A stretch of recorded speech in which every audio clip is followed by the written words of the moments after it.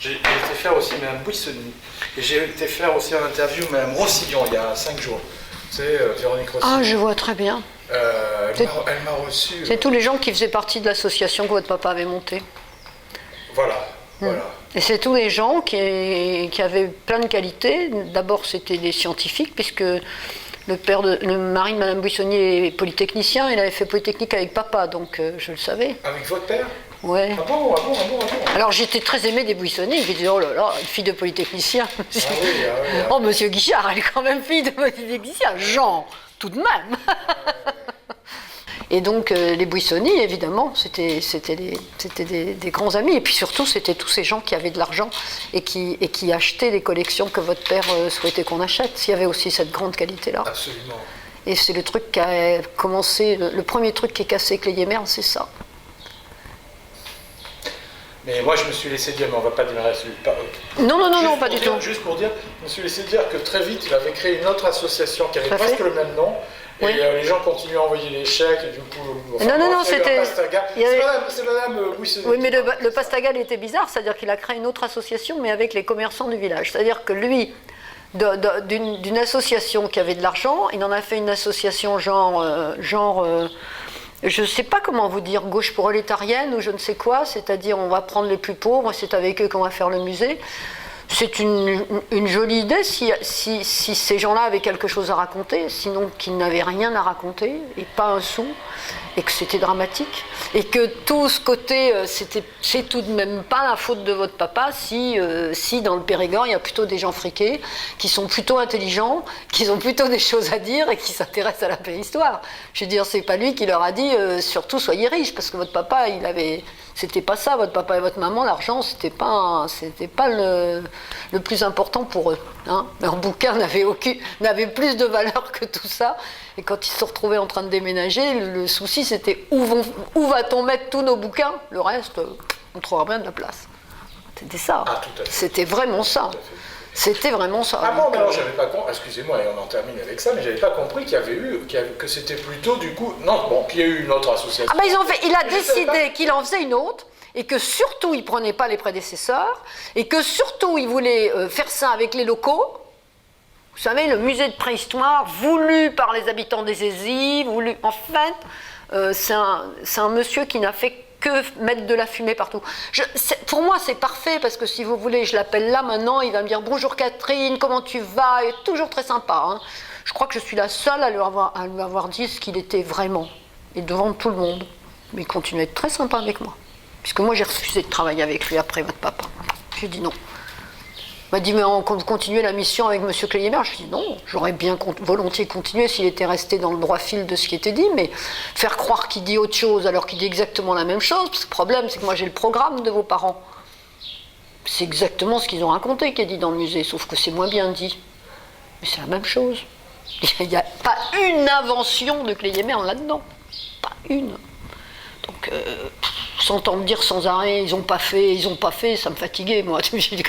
Il était encore en vie, là, votre papa. Oui. Oh, parce que, comment dire, ils ont pas fait, par exemple, publier... Ah non, parce que c'est ce que je peux vous expliquer, en fin de compte, c'est ce qu'était le boulot, comment je les ai rencontrés, vos parents, pour finir. Parce que moi, j'avais déposé une annonce, j'avais répondu à une annonce du ministère de la Culture qui cherchait des programmistes. Je ne savais pas ce que c'était que programmiste. J'avais monté ma boîte et j'aidais les collectivités locales à faire des grands projets. Alors ça pouvait être un centre des métiers d'art, ça pouvait être une maison d'initiation à l'environnement, ça pouvait être... Enfin, c'est un peu bizarre, j'avais décidé de monter ça.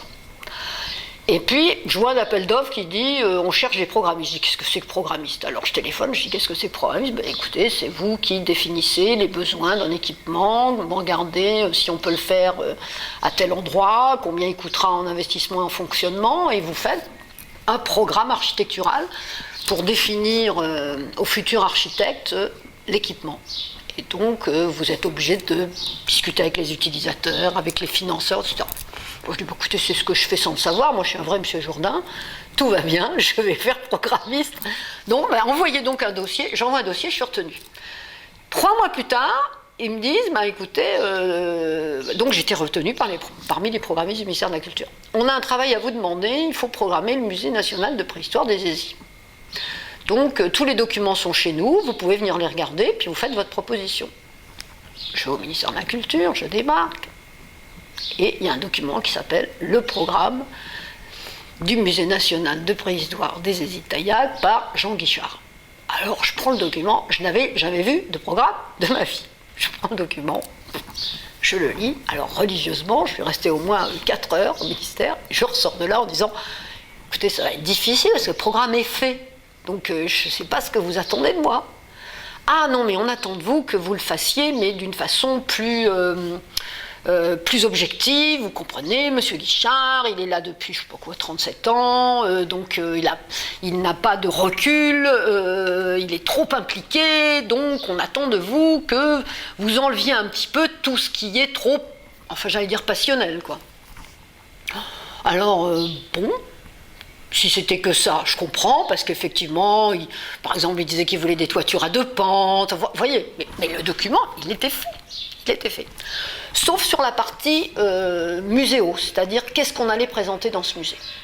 Bon, donc moi je fais ma proposition, je dis bon, bah très bien, voilà, je prends pas grand-chose en fin de compte, parce que je me disais, le type il a tellement travaillé, moi je vais carrément lui piquer ses idées, et puis mettre mon nom, c'est un peu grave. Donc je vais quand même pas prendre grand-chose. Donc là, je ne connaissais pas encore votre papa, j'avais juste lu le document. Donc je prends rendez-vous, je débarque aux Hésies, et puis je rencontre votre papa et votre maman, tous les deux, mais qui me font un petit peu la tête. En disant pourquoi est-ce qu'on lui demande de venir, parce qu'en fin de compte, les programmes, le métier que je fais, c'est quand il y a un concours d'architecte, un équipement public en fin de compte, la loi maîtrise d'ouvrage public demande qu'on donne à l'architecte le programme. Et la loi, elle date des années 80 et 60, même 78. En fin de compte, grâce à cette loi, il y a plein de gens qui sont devenus programmistes, mais jamais la loi a dit qu'il faut que ce soit un programmiste qui fasse le programme. L'utilisateur peut faire le programme. C'est ce qu'avait fait votre papa. Il était allé chercher d'autres programmes de musée, je présume, mais il avait fait un document parfait.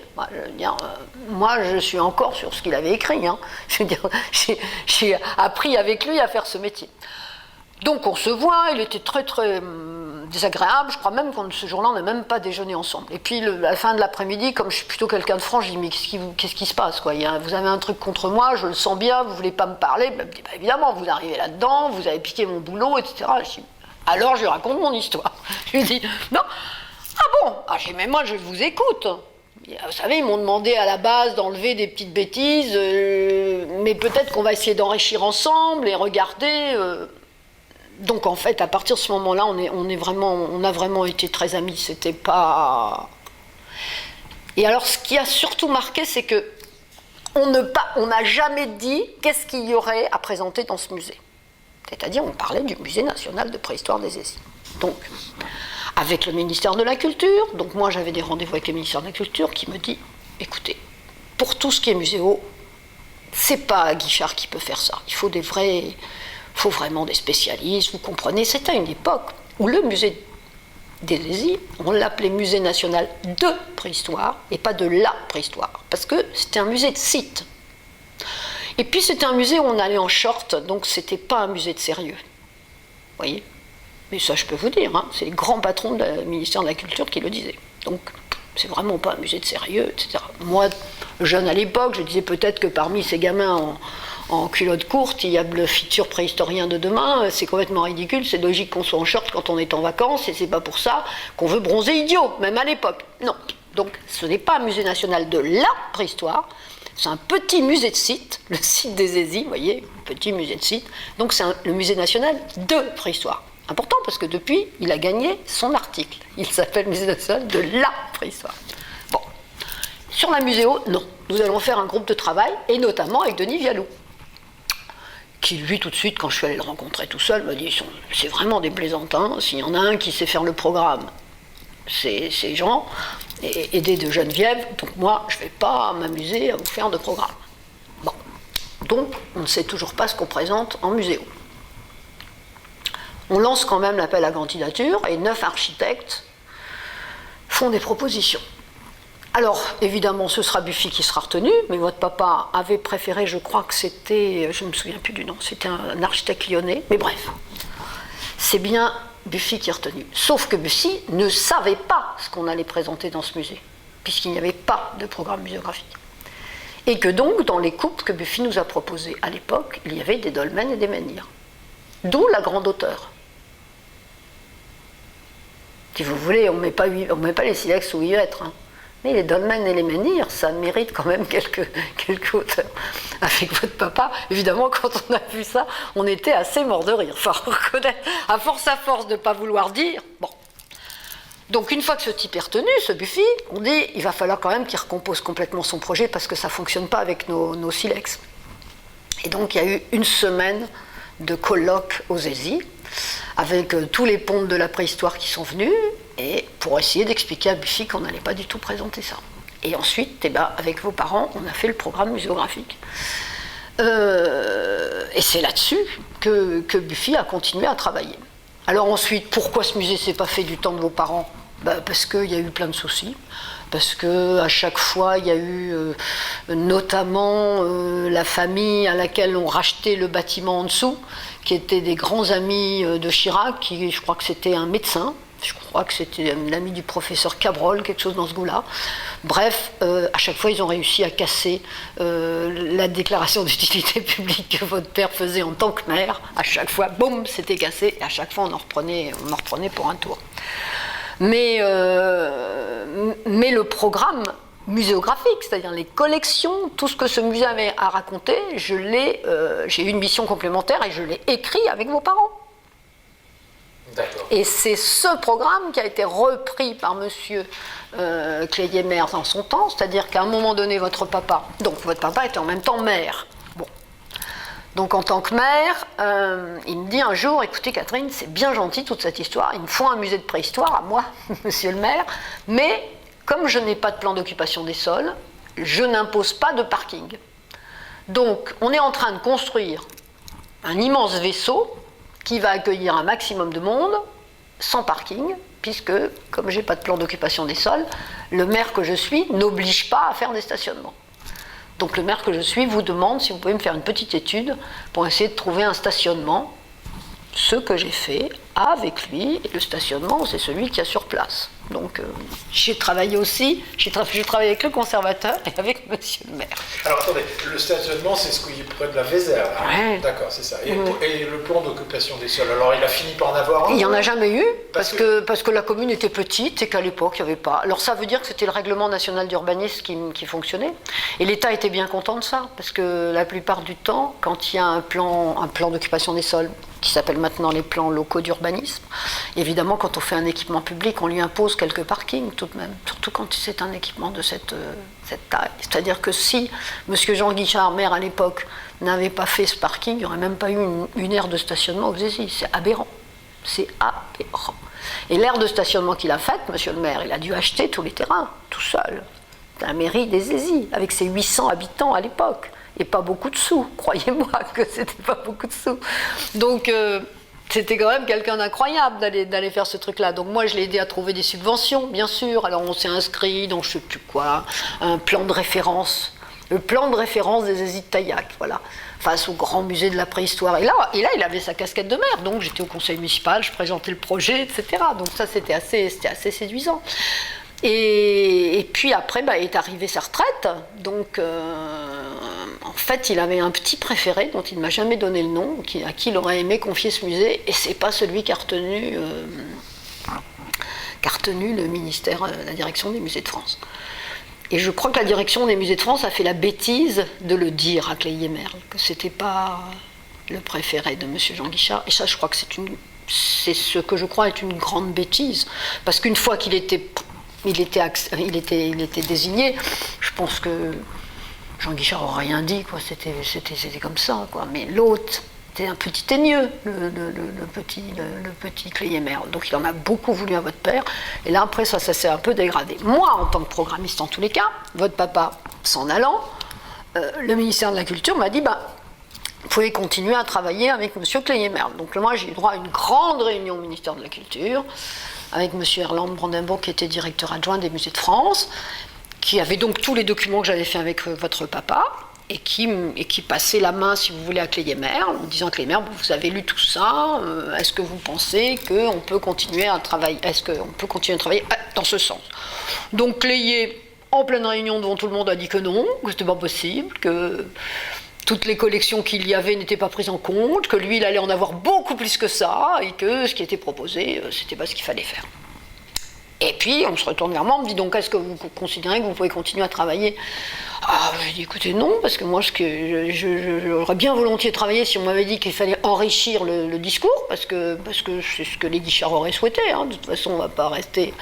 Mais là, quand on considère qu'on va tout foutre en l'air, moi, l'administration, normalement, il y a un suivi, et je ne peux pas travailler avec quelqu'un qui va foutre en l'air ce que je viens de faire pendant 5 ans, hein, travailler à côté de gens qui avaient plein de talents, non. Donc, que M. Cléyemer fasse ça tout seul. Donc, je l'ai renvoyé à son serre-truc. Et en fin de compte, il ne réussissait pas à s'en sortir, M. Cléyemer. Donc, c'est pour ça que le ministère de la Culture lui a financé un colloque. Donc, aux Zézicalia de Taillac, on a eu un immense colloque avec des gens qui sont venus de toutes parts, des gens qui avaient fait des musées, des architectes, des conservateurs, pour expliquer. Alors, quand je dis financer, c'est-à-dire que le monde est venu de partout. C'est à cette date-là que votre papa a eu la mauvaise idée de mourir, en plein colloque de machin. Et donc, ils ont fait ce grand colloque qui a duré, je sais pas, 5 jours, pour essayer de faire comprendre à Cléyemer comment on faisait un programme muséographique. Je vous affirme que c'est ça, hein, c'est aussi bête que ça, c'est aussi bête chou que ça, c'est-à-dire le projet était coincé, était arrêté, faute de programme muséographique. Qu'est-ce qu'on présente dans ce musée? Et c'est très curieux parce qu'on pourrait tous les deux retourner aux Zézi, prendre les documents de vos parents, je les ai, et de regarder, et vous verriez bien que c'est exactement ce qui est présenté. Donc je ne vois pas où est l'invention. On a fait quelques petits... D'ailleurs, on commence par Lucie, comme votre père l'avait demandé. En fin de compte, votre papa et votre maman, eux, ils voulaient un truc pour les enfants. Ils voulaient qu'on rentre... C'était une excellente idée. Ils voulaient un espace enfant, où on explique la préhistoire aux enfants. Là, c'était de Lucie à Astérix. Je me souviens très très bien. Et vos parents avaient dit une chose qui était super intelligente en disant, écoutez, c'est compliqué la préhistoire, donc on va faire un lieu pour que les enfants comprennent, mais c'est surtout que pour les parents qui conduisent leurs enfants, comprennent aussi, parce que dès l'instant qu'ils vont être près de leurs enfants, ils vont comprendre, et quand l'enfant posera des questions, ils sauront répondre. Et c'était ça, sur 80 mètres carrés, on racontait la préhistoire, et on se mettait à ce niveau-là. Alors moi, ça ne me gêne pas qu'il n'y ait pas d'autres collections. Ce qui me gêne, c'est que justement il y en a, mais qu'on ne les comprend pas maintenant. Alors que quand c'était vos parents, on comprenait. Là maintenant, c'est par hasard, en regardant un cartel, on dit mais qu'est-ce que ça vient faire? Et on ne comprend pas trop. Parce que là, vous avez raison, il y a surabondance et on n'y comprend plus rien. Je pense que si on avait parlé du Magdalénien, vraiment de ceci, de la Vézère, vous avez raison, quand on est là-haut, on la voit. Enfin, on est dans un endroit qui est le Périgord, qui est complètement mythique. Donc moi, ça me suffisait qu'on parle que de ça. Le problème, c'est que nos amis de Saint-Germain-en-Laye avaient gardé les collections, ne voulaient pas les redescendre. Alors maintenant, je crois qu'ils en ont redonné quelques-unes. Tout ça, c'était des luttes de pouvoir. C'est-à-dire que le musée national des antiquités nationales, d'ailleurs, il n'est pas musée de préhistoire, je ne vois pas ce qu'il faisait avec... c'est les antiquités, normalement. Hein, mais ils voulaient tout garder.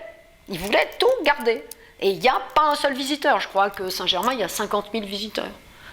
Là où aux Zézi, quand j'y étais, il y en avait déjà plus de 100 000 qui venaient aux Zézi. Donc, ça ne me gêne pas. Je crois que vos parents, ils avaient idée que c'était au niveau des expositions temporaires qu'on deviendrait national. C'est-à-dire qu'on ferait venir des collections d'ailleurs. Et qu'on les mettrait toujours en référence avec les Zézi. Et ça, c'était ça qui était intéressant chez eux. Vous comprenez? C'est-à-dire parler du lieu qu'ils connaissaient le mieux et se dire que l'expo temporaire pouvait les emmener vers des ailleurs. Ça, c'était super intéressant. Alors, c'est pas forcément ce qui est fait maintenant. C'était ça la grande idée, avoir un grand espace d'exposition temporaire. Voilà l'homme qu'on a trouvé qui est encore avant Lucie, qui est ci, qui est ça, et qu'est-ce qu'il faisait, comment il enterrait, hein, comment était... Vos parents, quand je les écoutais, c'était un rêve, parce que ils m'ont fait prendre conscience de tout ça. Moi, je ne connais rien du tout. Mais maintenant, eux, ils m'avaient tellement expliqué le climat. Alors maintenant, quand il y a la bagarre entre le réchauffement climatique, je les vois encore me dire « Mais enfin, Catherine, les rennes traversaient la Seine. Vous ne vous rendez pas compte de ça ?» Et moi, je les regarde et je dis « Écoutez, vous avez fumé, monsieur Guichard, ou quoi ?» Mais Pincevent, vous voyez bien ce que c'est, Catherine. Ce n'est jamais qu'une zone de pique-nique de l'homme préhistorique qui venait chasser le renne et pique-niquer à cet endroit-là. C'est une zone de pique-nique, Catherine, parce qu'il faisait froid. On cassait la neige, on cassait la glace sur la Seine, vous voyez. Alors, à l'époque, l'homme, il était là, mais il n'avait pas eu le temps de faire tant de bêtises que maintenant. Donc c'est vrai qu'à travailler avec des gens comme ça, on a plus l'impression qu'Allègre est plus dans le vrai que les autres, quoi. Mais comme ça, simplement. Et c'était ça qui était intéressant aussi du musée qu'il voulait faire, c'était de montrer les différences de climat. Et tout ça, c'était très riche. Alors, on ne l'a plus dans le musée tel qu'il est fait maintenant, parce qu'on le veut trop scientifique et pas assez didactique. Et eux, ils avaient un vrai sens du didactique. Donc c'est vrai que... Mais n'empêche que eux, dans le programme, ils l'expliquaient. Après, vous savez que les Yémerles, quand le musée a ouvert, il n'avait pas fait un seul cartel. Cartel, c'est quoi? C'est ce qui définit, c'est les petites étiquettes qu'il y a à côté des collections. Mais c'est super important. C'est ce qui permet au public de comprendre. Il n'en avait pas fait. Ah non, mais lui, il n'a rien foutu du tout, à part se déguiser en homme de préhistorique et à faire la bouffe, là, parce que c'est ce qu'il faisait. Hein. Il se déguisait, moi, il m'a invité plusieurs fois. Il se déguisait, puis on allait manger comme on était au Paléolithique et on était en train de bouffer comme là-bas. Mais comme dans le temps. Ah non, voilà. Non, mais enfin, je veux dire que, attendez, votre père, il m'a jamais fait ça, et c'était pas plus mal, hein. Je nous aurais vu, tiens, déguisé en barjot comme ça. Il aurait pu remarquer. Eh bien, écoutez, je vais vous dire une chose. Votre papa, parce que votre papa, comme il était musée national et conservateur du musée national, il assistait à la direction des musées de France, aux commissions d'acquisition pour acheter les œuvres. Il était toujours très triste parce qu'il disait « Moi, j'ai toujours trois bifaces à faire acheter, ça ne coûte rien. Et en plus, ils ne veulent pas me les acheter, alors qu'il y a des trucs qui coûtent la peau du dos et ils les achètent. » Donc il était toujours un peu vexé. N'empêche que, quand il est parti et que c'est Cléiémer qui lui a succédé, j'ai eu des échos qui ont été très désagréables en faveur de M. Cléiémer. Hein, où les autres conservateurs disaient « Mais qui est celui-là ?» On dit « Ben non, mais... » C'est le successeur de Jean Guichard, il vient juste... Comment ils ont dit exactement? Il faudrait que je retrouve la phrase exacte. Il vient juste de passer de la position 4 pattes à la position 2 pattes. Voilà, en parlant de lui. C'est normal, parce que c'est vrai qu'il avait une sale tête, quoi. Alors qu'il n'aurait jamais dit ça de Jean Guichard, qui avait une espèce de faconde sympathique, hein, et qui connaissait bien son boulot, et puis qui était quelqu'un de humble, parce que il m'avait aussi expliqué, lui, que en préhistoire, il y avait les Leroy-Gourand, il y avait les autres, c'était toujours des engueulades, c'était toujours là, et il me disait, et en plus Catherine, on croit qu'on détient la vérité, mais à chaque fois qu'il y a une découverte, bingo, on a tout faux, et il faut qu'on recommence à zéro, ça les vexe. Ça les vexe, et voilà. Donc, il essayait de m'expliquer ça tout à fait gentiment. Et d'ailleurs, il avait demandé qu'aux Zézis, au musée des Zézis, on puisse très facilement changer tout ça. En disant, on ne sait jamais, une découverte inouïe. Et à chaque fois qu'il trouve un morceau d'homme ailleurs dans le monde, je pense à lui. En me disant, oh là là, elle aurait dit, oh ben ça, alors là, c'est incroyable. Voilà. C'est grâce à lui qu'on l'a agrandi, sinon on ne l'aurait jamais agrandi. Il s'est battu sans arrêt pour ça. Il a obtenu de l'argent comme je ne sais pas comment il a fait. À une époque où déjà on ne voulait plus d'argent, il a continué. Si ce musée existe, c'est grâce à lui. Mais alors là, il n'y a aucun doute. Mais aucun. Jusqu'au dernier moment. Et vous savez, hein, le Louvre, il n'y avait pas encore la pyramide. Hein. On était toujours dans les bâtiments du Louvre. Il était tout le temps là où il fallait. Et voilà. Et on allait voir toutes les personnes qu'il fallait pour pistonner ce musée. Ah non, mais il s'est battu comme... Il y avait la réunion au pavillon Molien. Ah, c'était ça. C'était ça. Quand il venait à Paris. Et je peux vous dire que vos parents, donc on a eu une grande réunion à mon bureau, quand Buffy a été retenue, on a eu une grande réunion à mon bureau. Et je crois que là, on est encore devenus plus amis. Mon petit garçon venait de naître. Je crois qu'il y avait 3 semaines. Donc, il était dans la pièce du haut. J'ai dit, on fait une réunion quand même. La secrétaire va s'en occuper. Alors, vos parents étaient là, bah, dites donc, voilà. C'était une sale époque, parce qu'en fin de compte, j'avais un cousin qui était otage au Liban. Et c'est pendant que vos parents et moi, on était sur les Hésies, qu'on nous a appris qu'il avait été tué. Ou du moins, c'était le bruit qui courait, mais on n'en était pas sûr. Donc le lendemain, j'arrive à cette réunion. Vos parents étaient là, bien sûr. Écoutez, Catherine, alors ils avaient fait le voyage des Hésies et tout. On comprendrait très bien que vous vouliez remettre cette réunion, parce que quand même, vous arrive un truc. Alors, et je me souviens les avoir regardés, puis ça les a vraiment étonnés. J'ai dit, écoutez, personnellement, je n'ai pas de preuve de ce qu'avancent ces gens-là. Donc, je ne vais pas remettre ma vie en cause à cause de ça. Pour l'instant, mon cousin, il est enlevé depuis plus d'1 an. J'espère qu'il est en vie. Ces gens-là peut-être me racontent n'importe quoi. En tous les cas, si vous voulez vraiment m'aider, il y avait tous les gens du ministère de la Culture autour, il faut faire de cette semaine de travail une vraie semaine conclusive, et qu'on soit tous d'accord, et qu'on arrête de se chamailler pour des bêtises, parce qu'on voit bien que la vie, c'est pas grand-chose, hein, ça tient à un fil. Alors on va arrêter de se battre, de s'engueuler, de s'envoyer des méchancetés les uns les autres, on va tous se respecter, puis on va essayer d'avancer. Alors, votre maman m'avait embrassée en disant, eh ben on va faire comme ça, Catherine.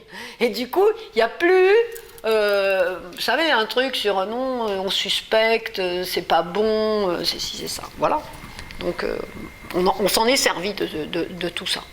Et on s'en est bien servi. Donc voilà, non, moi je sais que vos parents, je les ai revus assez régulièrement. On a même essayé de postuler ensemble sur Bibracte, puisque bon, bah, ils étaient plus sur les Hésies. Donc moi, je voulais répondre sur Bibracte, alors on est allés ensemble à Bibracte. Mais qu'est-ce qu'eux, ils auraient pu faire à Bibracte? Moi, j'avais une étude de programmation à faire, c'est-à-dire il fallait... je devais proposer. C'était... en fait, c'était à l'époque où on a fait le musée de Bibracte. Hein. Ils pouvaient m'aider à comprendre. Parce que moi, je ne suis pas une spécialiste de ça.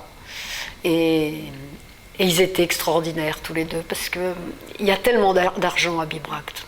Pour les fouilles, pour tout ça, qu'à chaque fois, ils revenaient me voir, puis ils me disaient, enfin Catherine, mais c'est honteux, vous avez vu comment ils galvautent cet argent? Il y avait de l'argent partout, ça coulait à flot. Et eux, ils avaient des bonnes idées, bien sûr. Bon, c'est pas nous qui avons été retenus, c'est pas très grave, mais on a passé, oui, encore là, une petite semaine ensemble. Parce que vous savez, moi je travaille sur n'importe quel musée. Quand je vous parle du palais des gouverneurs, est-ce que je connais vraiment l'histoire de Bastia? Non.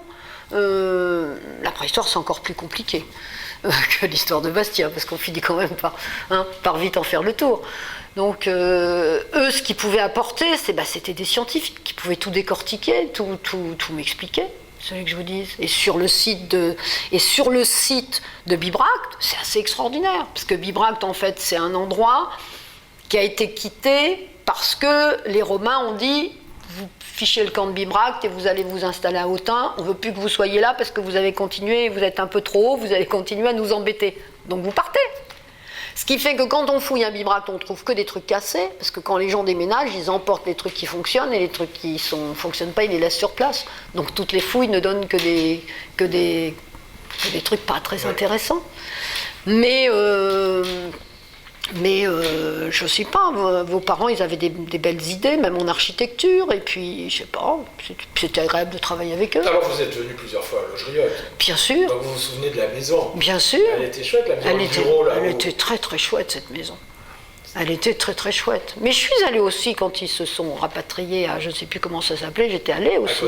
Ah oui, mais je suis allée aussi là-bas. Ah, je sais que vous aimez beaucoup, parce que ça...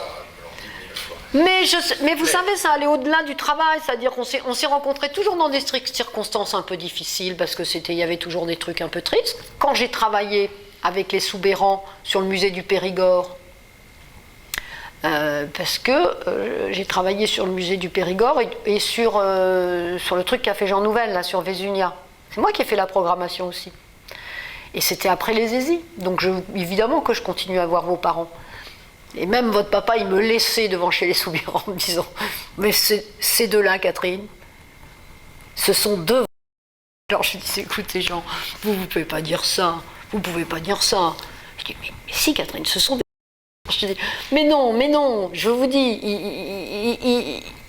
monsieur le maire, c'était Yves Guéna à l'époque, les a recrutés. Ils ne devaient pas être très intelligents.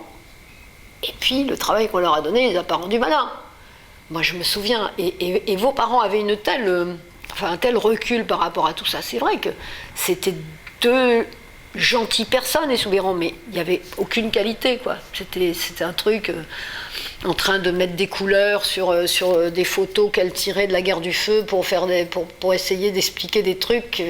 Tout était faux dans ce qu'elle racontait. Donc moi, je venais de deux barjots scientifiques complètement cinglés, puis je me retrouvais au ras des pâquerettes, voilà.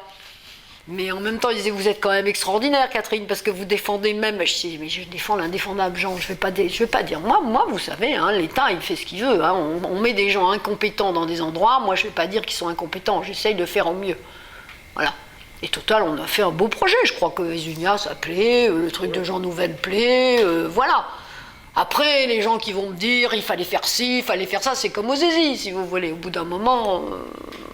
c'est sûr que quand on commence à vous dire qu'il n'y a pas assez de place pour les réserves, alors qu'on en avait quand même bien préparé des réserves, tout est simple après de dire du mal de ceux qui ont fait. Les derniers sous qu'il avait obtenus pour faire ce musée national de préhistoire, il ne fallait pas les lui toucher. Hein. C'est pour ça que je vous dis qu'il était tout le temps sur place. Il était tout le temps sur place. Hein. Et il est parti qu'en étant sûr qu'il y avait le financement. Ça, c'est clair. Donc, alors pourquoi on a attendu autant de temps, je ne sais pas. Je ne sais pas. Je crois qu'à l'époque, au musée des Antiquités nationales, il y avait quelqu'un qui était non pas contre votre papa, mais contre l'importance du musée des Zézis. Mais c'était Henri Delporte. Voilà. Oui. C'était Saint-Germain contre les Zézis. Voilà. C'était pas votre papa qui était visé, hein, c'était les Zézis. Et il fallait surtout pas, parce que les Zézis, il fallait pas que ça donne un quelconque pouvoir aux Zézis, c'était pas possible. Il fallait que ça reste ce petit truc sympathique, fait par Froidevaux, voilà. Ça suffisait. Le grand musée, ils n'en voulaient pas. Mais Clélier, c'est un homme de Delporte. C'est ça. C'est bien pour ça que ça n'a pas fonctionné avec votre papa. Mais non, ça n'a pas fonctionné parce que je crois que l'autre a été vraiment nul, méchant. Il est allé attaquer votre père sur des bêtises, style je sais pas quoi, il avait piqué des timbres. Une histoire absurde, mais je sais pas, votre papa m'a appelé en me disant « Mais enfin Catherine, vous vous rendez compte ?» alors je crois que le directeur des musées de France est venu sur place, moi j'y étais aussi, pour faire se rencontrer Clélier-Merle et Guichard qui avaient demandé votre papa qu'on s'excuse. Et il a obtenu les excuses. Mais c'était incroyable, 8000 francs. 8000 francs de timbre que votre papa aurait dérobé. Alors tout ça parce que votre papa, il s'était mis... Je lui ai dit, vous Jean, vous n'auriez pas fait ça, voilà. Vous devez toujours être plus blanc que blanc, et du coup, voilà.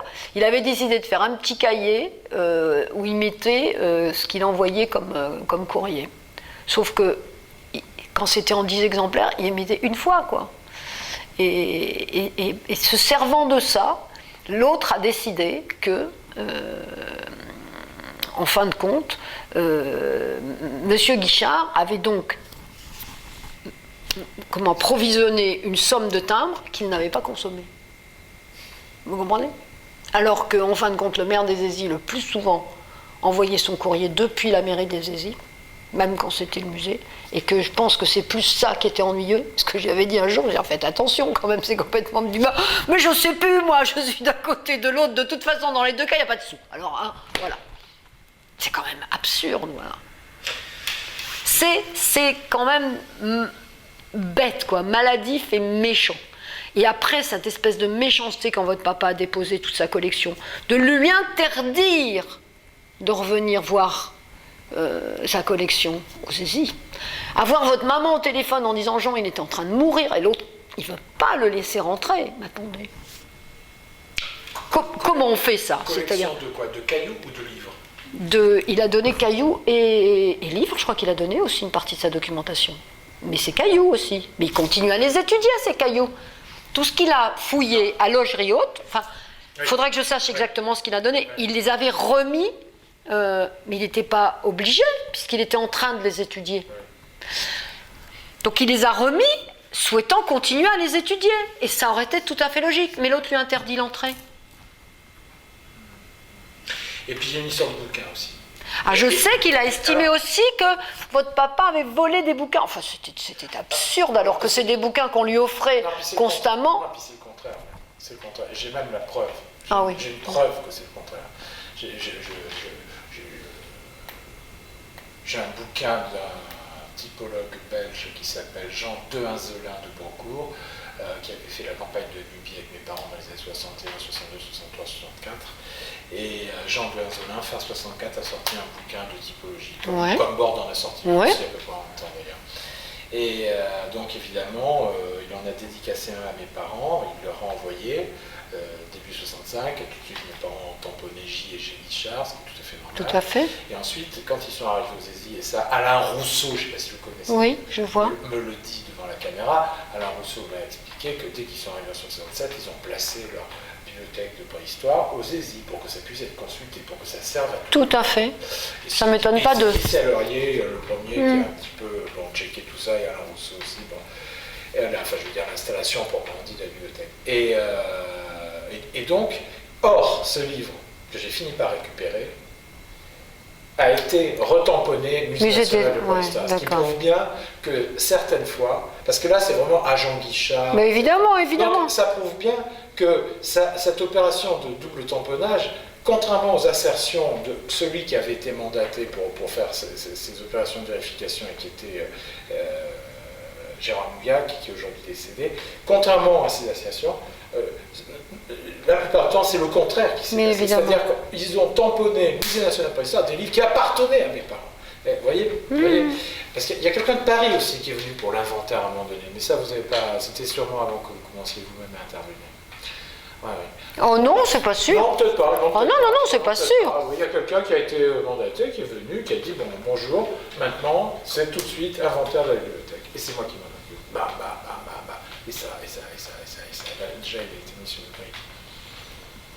Non, mais c'est parce que Cléier-Merle n'arrêtait pas de dire des bêtises. Alors là, de toute façon, hein, il a vraiment dit toutes les méchancetés qui se pouvaient. Il a continué, ce type, hein, parce qu'après, il est allé acheter des collections dans le Lot. C'est pas honnête ce qu'il a fait, donc le Conseil général du Lot ne peut pas le sentir. Non, le type est pas franc du collier, le moins qu'on puisse dire. Le moins qu'on puisse dire.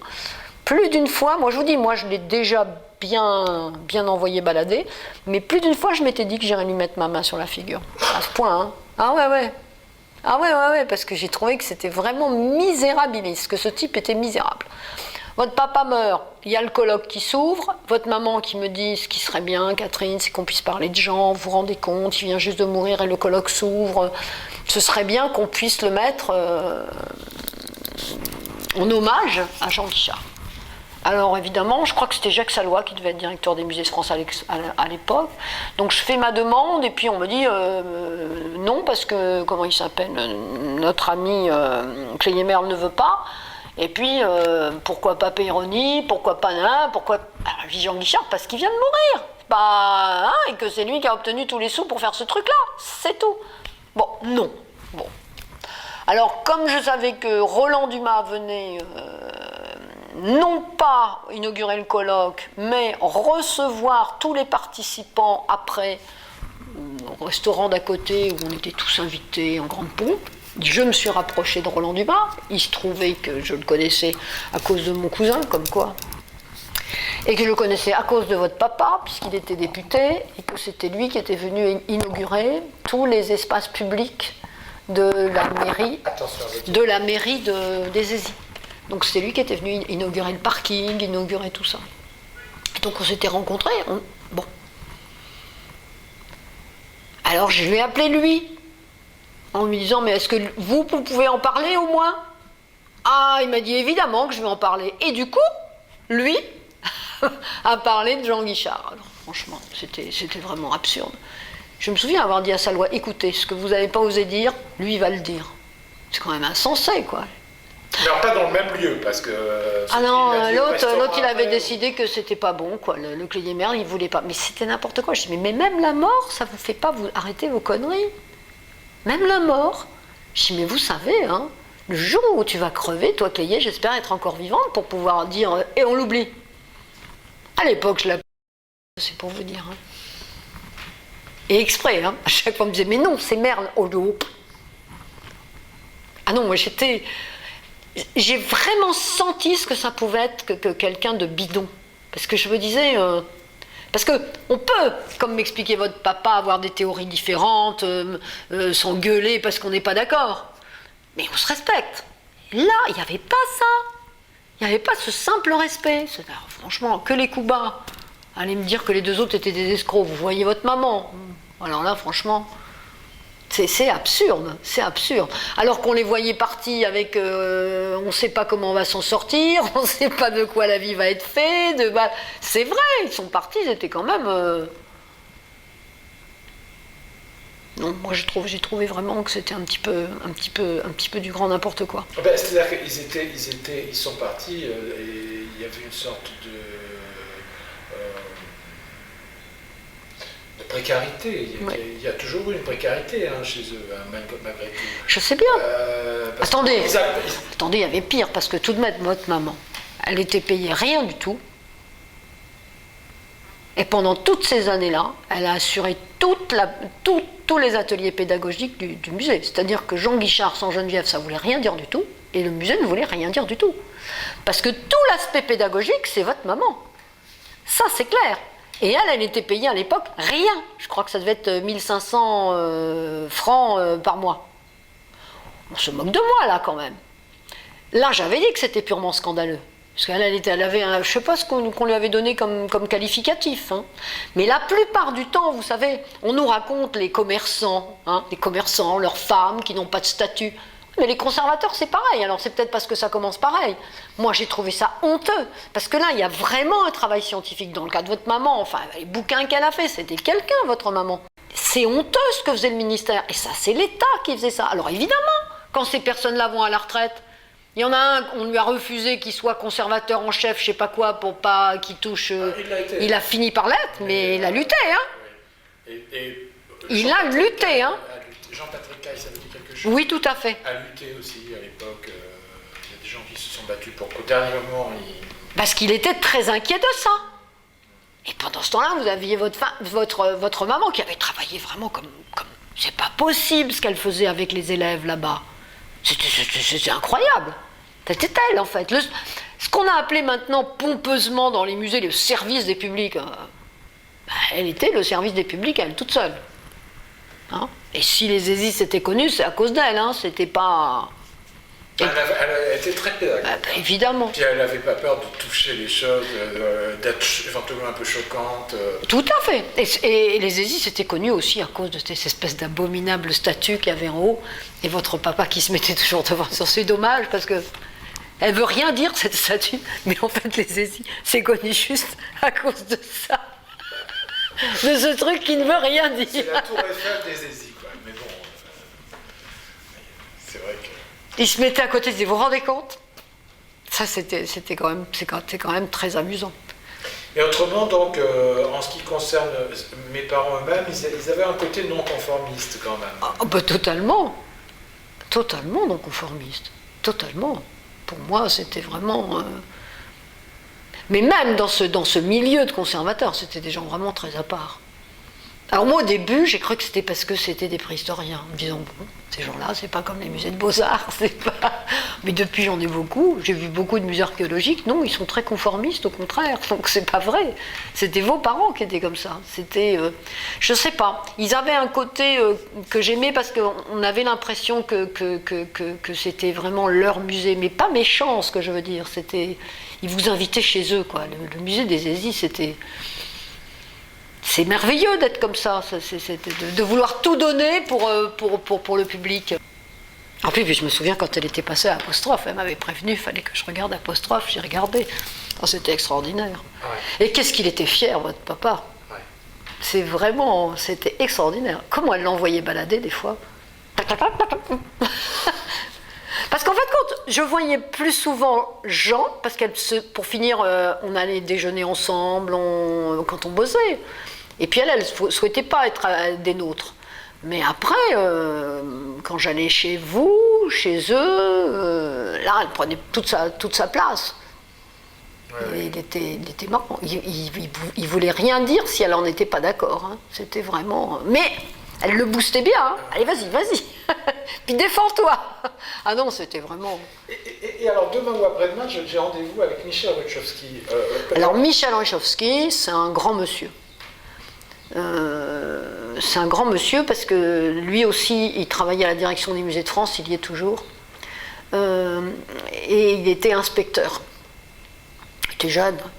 Maintenant, il est à 1 an de la retraite, donc on vieillit tous, mais il était plus jeune que Jean Guichard. Et c'est lui qui a suivi tout ce projet depuis le début, pour le compte de la direction des musées de France. Donc un petit peu comme Vialou. Mais lui était côté musée, côté direction des musées de France. Et il avait une énorme affection pour vos parents. C'est un monsieur très bien, Michel Ruchowski. C'est quelqu'un de très bien. C'est un grand calé en préhistoire. C'est celui qui vient de faire passer toutes les lois sur l'archéologie. C'est un grand monsieur. Sa femme est spécialiste des tissus coptes et travaille au Louvre. Madame Ruchowskaïa. C'est une petite merveille, Michel Ruchowski. Votre papa l'aimait bien. Et vraiment, il n'y a jamais eu aucun souci avec lui. Par exemple, quand je vous parle de cette semaine qu'on a passée ensemble aux ESI pour essayer de retravailler le projet de comment s'appelait-il, de Buffy, j'étais avec lui. Il y avait sans doute de Lumelay, je crois. Hein. De Lumelay, non. Il n'était pas dans cette équipe. Copains, peut-être. Non plus. Non, ils étaient en dehors de tout ça. De Lumelay, c'était l'abri Pateau. De Lumelay, je le vois se précipiter un jour. J'étais avec votre papa en disant « Oh, Jean, c'est incroyable, il y a un dessin dans l'abri Pateau, on l'a pas vu. Alors on est tous partis ventre à terre. Ils étaient en train de restaurer la toiture de l'abri Pateau et soudain on a vu effectivement, je crois, un cerf, quelque chose, un dessin qui maintenant fait... Et ça, il fallait voir 2 enfants. Votre père et puis de Lumelay en train de découvrir un truc. Moi je me dis, ils sont quand même foufous. Grâce à votre papa, j'ai visité aussi le vrai Lascaux. Et je débarquais, moi, dans cette histoire-là. Et puis le vrai Lascaux, à chaque fois que je dis que je l'ai visité, alors votre papa dit, bon, je vais essayer de vous faire visiter le vrai Lascaux. Et j'ai visité le vrai Lascaux avec le gamin qui faisait gardien, mais qui est mort depuis, qui avait découvert le lieu. À savoir, comment il s'appelait déjà ? Celui qui s'en est pas tiré, parce que, enfin, qui s'en est pas tiré, c'était le seul des trois gamins. Ça tourne toujours. Pas Constant, comment il s'appelle déjà ? Martial. Voilà. Jacques Martial. Voilà. Jacques Martial. C'est avec lui que j'ai visité, grâce à votre papa. Vous voyez, qui me faisait faire des trucs. Ah oui, ça c'est. Catherine, si vous n'avez pas visité Lascaux, vous ne pouvez pas comprendre. Moi aussi, il me l'a fait visiter une fois. Très bien, j'y vais, chef. Ah, mais c'est merveilleux d'avoir eu la chance de... C'était pas facile.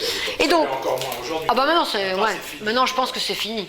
Les autres ils disaient c'est pour avoir tous les pouvoirs. Pas du tout. C'était justement pour pouvoir aider ce village. Et pour que ça reste un village à dimension humaine, quoi. Que ça reste avec ses 800 petits habitants, quoi. Que ça soit pas...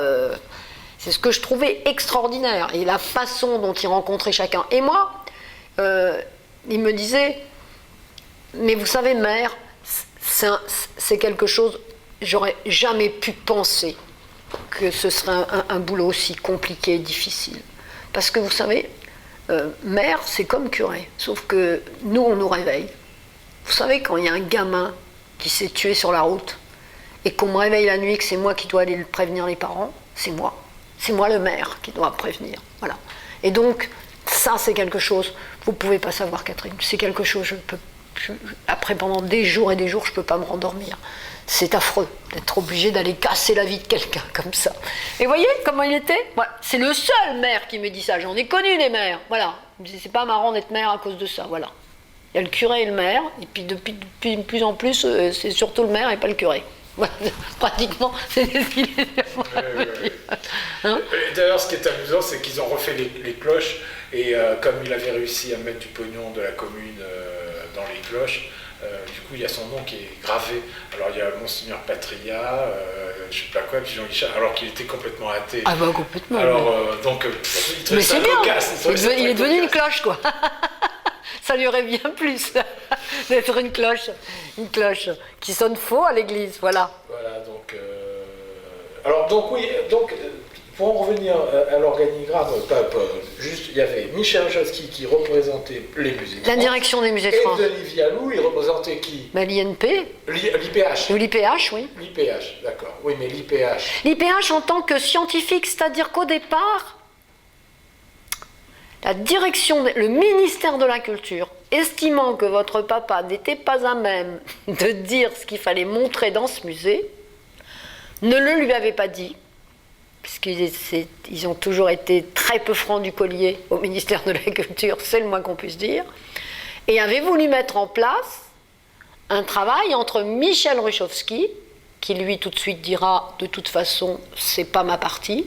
En préhistoire, cette partie-là, je la connais pas, je suis plutôt néolithique final, enfin bref, au début, moi, je nageais là, donc c'est d'abord pas ma partie, et Denis Vialou.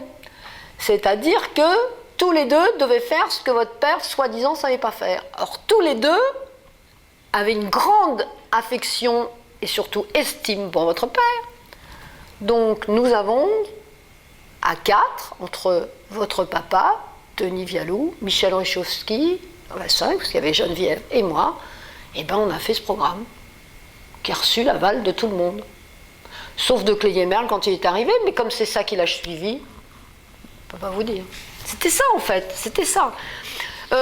Les inspecteurs, Denis Vialou n'aurait jamais dû en être. C'est uniquement, je vous dis, parce qu'on remettait en cause la crédibilité de votre papa qui a eu Denis Vialou. En revanche, les inspecteurs des musées de France, quand il y a un musée, sont toujours présents, mais pour assister le conservateur, quand il en a besoin.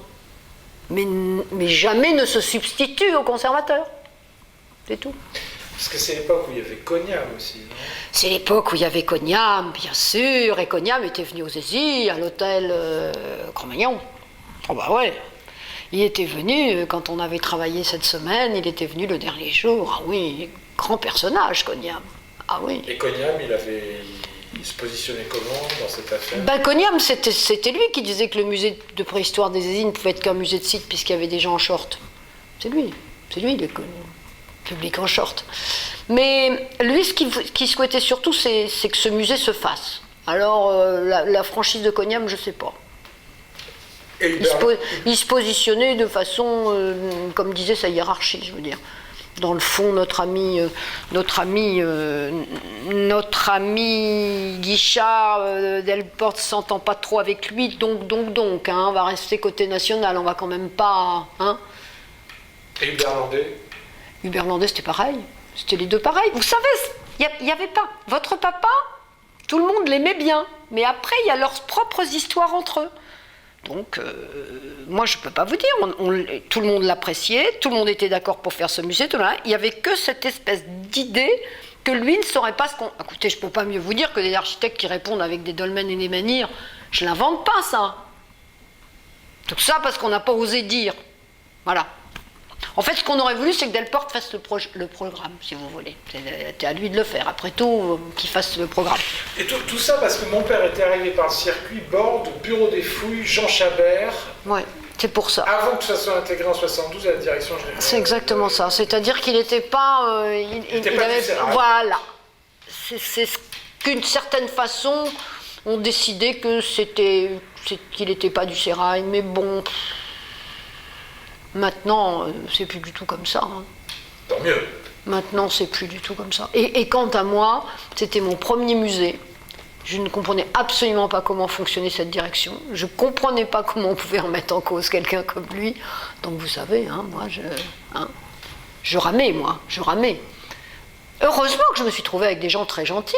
Parce qu'après tout, on aurait pu... Enfin, très gentils, très normaux. Pas gentils, normaux. J'aurais pu me retrouver avec Denis Vialou et Michel Richovsky en train de me dire « Oui, faut mettre Guichard de côté. » Pas du tout. C'est le jeu qu'on voulait nous faire jouer et les deux autres, ils ont dit « Il n'en est pas question. On va travailler tous ensemble. » Voilà. Et donc ça a rué dans les brancards en haut lieu Pour finir, vous savez non, parce qu'on ne leur a pas dit comme ça. On leur a dit une fois qu'on a terminé notre document. Donc après, c'est beaucoup plus subtil, c'est-à-dire qu'on apporte un document qui reçoit l'aval de Vialou et de Ruchowski. Donc Landais et Cognat me disent « Ah, alors Guichard, comment vous le trouvez ce document, vous voyez ?» Oui, très très très bien, d'autant plus que j'y ai participé. « Ah bon ? Eh bien écoutez, c'est très bien. » Oui, après, plus personne ne dit rien.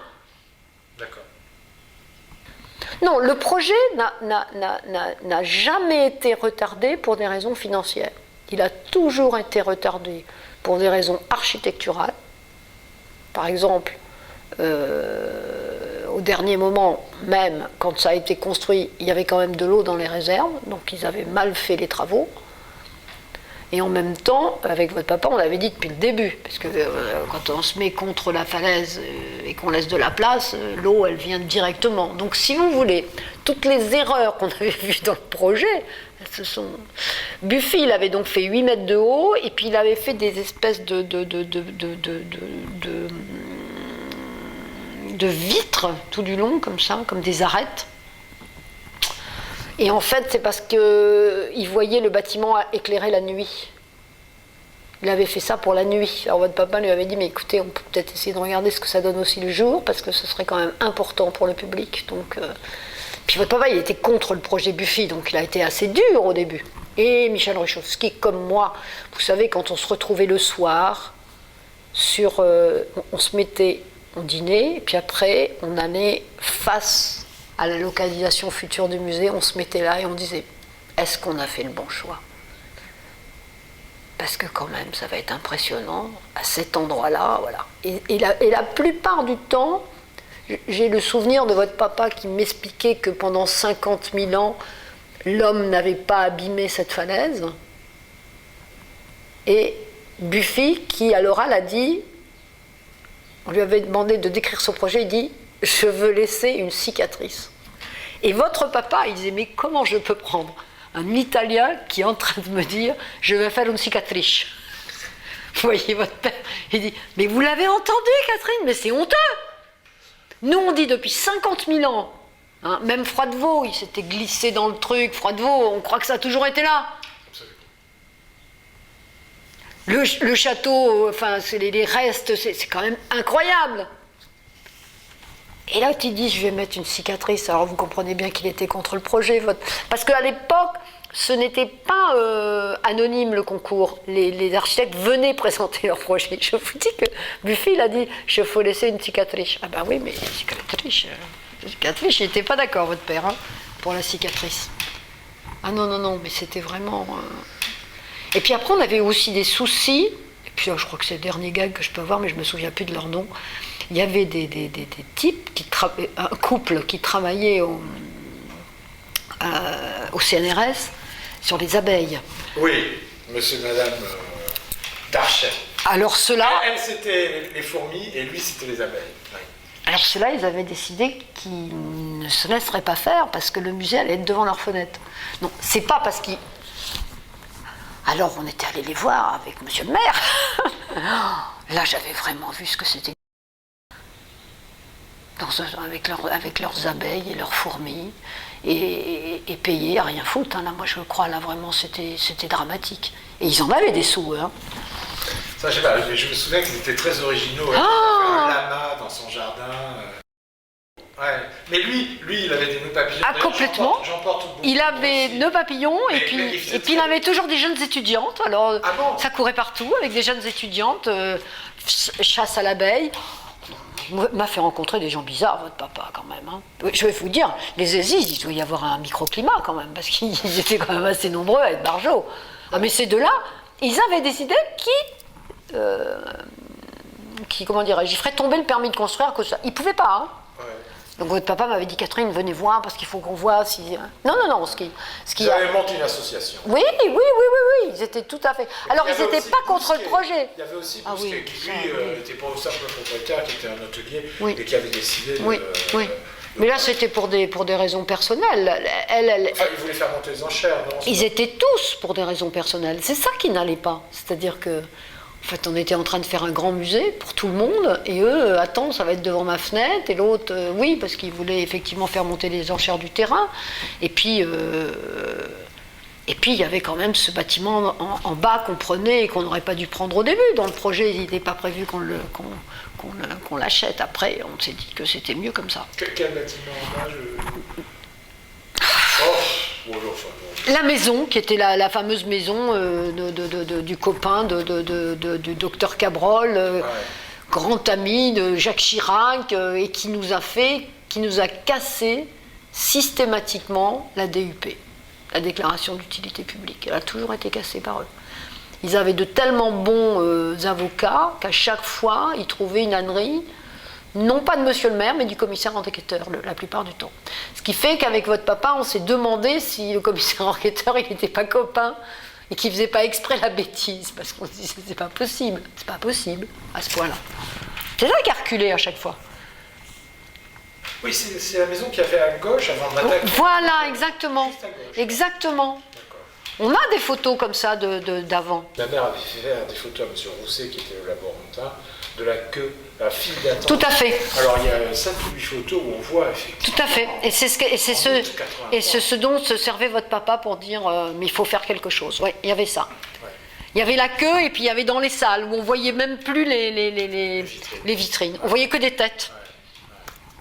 Le reste qui nous a toujours énervé, votre papa comme moi, c'est qu'à chaque fois dans les musées d'archéologie, on est dans le noir complet parce qu'ils ont décidé que les types, ils remettent dans la terre ce qu'on a eu tant de mal à sortir, comme dirait votre papa. Ils sont quand même sympathiques, hein, nous on les sort et eux ils refoutent dans la terre, c'est clair. Alors qu'il me disait, mais du temps de paléolithique, mais les hommes, ils étaient tous dehors, ils vivaient au grand air, ils voyaient la lumière, voilà. Sauf sur Lascaux, et c'est vrai que quand votre papa m'expliquait ça, je n'y avais moi jamais songé que ces types qui étaient en train de peindre n'ont jamais vu la voûte entière. Puisque, ça, il fallait que ce soit votre papa qui me l'explique. Et moi, encore, quand je le raconte, les gens me disent, mais pourquoi tu dis ça? Je dis, mais écoute, ils avaient leur espèce de truc, ils avaient leur petite lumière, ils faisaient comme ça, ils voyaient leur partie, mais ils voyaient jamais la voûte. Ça, les gens... Vous voyez, les gens comme votre papa, simplement, en me disant simplement ça, moi, je comprenais bien les trucs, c'est simple. Moi, j'ai un papa qui m'a toujours dit, quand tu comprends pas, c'est que les gens savent pas t'expliquer. Donc, quand je revenais de l'école en disant, j'ai pas compris, il me disait, bon, écoute, c'est pas toi qui comprends pas, c'est ton prof qui a pas su t'expliquer, donc ton père va t'expliquer. Voilà, donc moi, je suis partie de ce principe. Donc, avec votre papa, ça fonctionnait bien, parce qu'il rendait tout simple. Voilà. Et votre maman, pareil, pour les enfants. Moi, je vous rappelle quand même de faire de ce musée de Lucie à Astérix, on ne leur a pas dit au ministère, parce qu'ils m'avaient dit ça, le musée raconté aux enfants, vous laissez cet espace, et c'est nous qui l'aménagerons. Parce que si on commence à leur dire nos trucs, ils ne vont pas en vouloir. Et moi, je sais, c'était de Lucie à Astérix, parce qu'on était dans la bonne période. Ça, et les petites déesses, là... déesses, je ne sais pas si c'est déesses, les femmes mères, là, vous savez, les Vénus. Le souhait de votre papa dans ce musée, c'était de faire un agrandissement d'une des Vénus, mais comme l'homme qui est là-haut. Et il la voulait en entrée. Très agrandie, et que les gens se disent, mais c'est une statue d'art contemporain, qu'est-ce que c'est? Voilà. Et il voulait que ce soit autour de cette Vénus qu'on grimpe, hein, puisque lui, il voyait, quand on grimpait, c'était la vis de la vie. Donc lui, ce qu'il voulait, c'est qu'on voit effectivement les amibes, les machins qui sortent de l'eau, le truc, etc., en grimpant gentiment. C'est ce qu'ils ont un peu fait, mais moins bien.